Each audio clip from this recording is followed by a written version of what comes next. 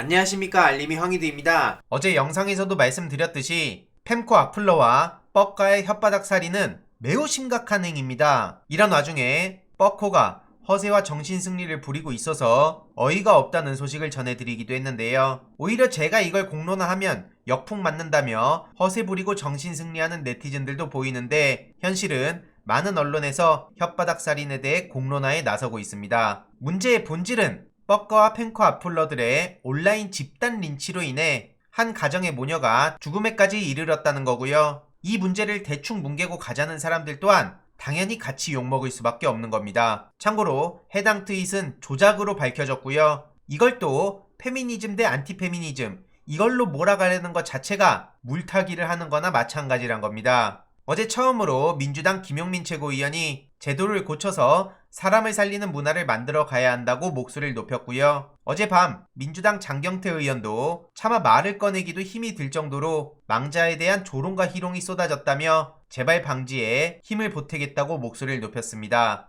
이런 상황에 당연히 떠오르는 사람이 있죠. 바로 이준석 대표인데요. 펜코 대통령이라고 불리는 이준석 대표가 정작 여기에 대해선 아무 말도 안 하고 있는 게 어이가 없을 따름입니다. 언제까지 침묵할 수 있는지 지켜볼 예정인데요. 어제 인터뷰에 나와서 김혜경 여사가 김건희 씨보다 중대한 사안이다, 그러면서 수사 대상이다, 이따위 소리를 하면서 다른 가족 관련 제보까지 들어오고 있다고 저렇게 밑밥을 던졌습니다. 당연히 대다수 시민들의 반응은 어이가 없다는 얘기가 나올 수밖에 없는데요. 어떻게 주가 조작보다 심하다는 얘기가 나올 수 있냐? 이준석이야말로 성상납 수사 대상인데 그건 지금 어찌 되고 있냐? 특혜 아니냐? 이런 반응이 나오고 있고요. 도대체 마삼 중에 헛소리를 언제까지 들어야 되냐? 이런 반응들도 많이 나오고 있습니다. 어제 그래서 JTBC 인터뷰를 끝까지 들어봤습니다. 핵심은 이준석 대표가 본인과의 싸움을 하고 있다는 거고요. 이재명 후보를 향해 선택적 답변을 한다고 조롱하던데, 본인이야말로 안철수 측의 이준석 성상납 의혹 관련 질문에 끝까지 답변을 못하고 있죠.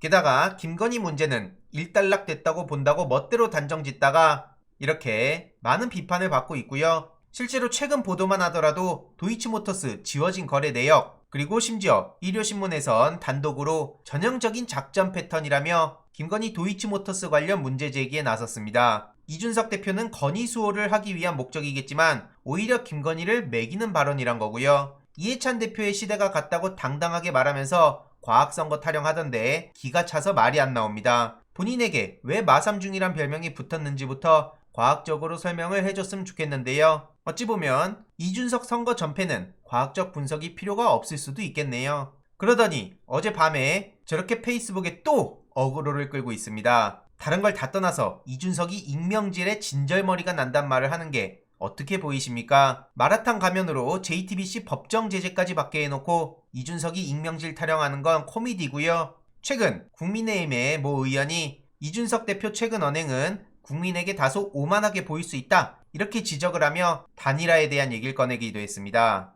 이걸 보면서 당대표가 밖에서 헛소리만 하고 다니니 당연히 이런 반응이 나올 수밖에 없다 생각했고요. 그는 더 이상 피해자 코스프레도 할 수 없는 상황입니다. 그리고 앞으로 계속 저렇게 SNS로 전략을 노출할 것으로 보이는데, 역대 이런 트롤 당대표가 어디 있었나 싶습니다. 윤석열 후보를 돕는 건지 아니면 자기 정치라는 건지 모르겠는데, 토크 콘서트를 하며 심지어 연애 고민 상담까지 한다는 소식에 국민의힘 지지자들 사이에서도 도대체 뭐하는 인간이냐, 이런 반응이 나오기도 했죠. 아무튼 최근 윤석열 후보는 토론에 또 도망치다가 망신을 당하기도 했는데요. 건강 타령을 했는데 도대체 3일 후의 건강을 지금 미리 예측하고 저렇게 토론 미루는 게 말이 되는 상황입니까? 그러면서 심지어 JTBC 편향성 문제 제기까지 하는데, 당연히 시민들 입장에선 어이가 없다는 얘기가 나올 수밖에 없는 거죠. 이에 윤석열 저격수 최강욱 최고위원은 곽상도 구속되니 대장동 물고 늘어지기도 궁해졌고, 김만배 모른다고 했던 것도 해명 어렵고, 또 보고 읽자니 아는 건 너무 없고, 그러니 저렇게 생트집 잡아 거부한다고 뼈를 때렸습니다. 실제로 열린 공감에서 최근 공개한 김만배 녹취록은 치명적이었죠. 윤석열의 거짓말이 계속 드러나고 있는 거고요. 윤석열 후보가 곽상도 수호까지 나섰는데 수사가 두려운 피의자 윤석열다운 발언이라고 지적을 받기도 했습니다. 최민희 미디어 특보단장은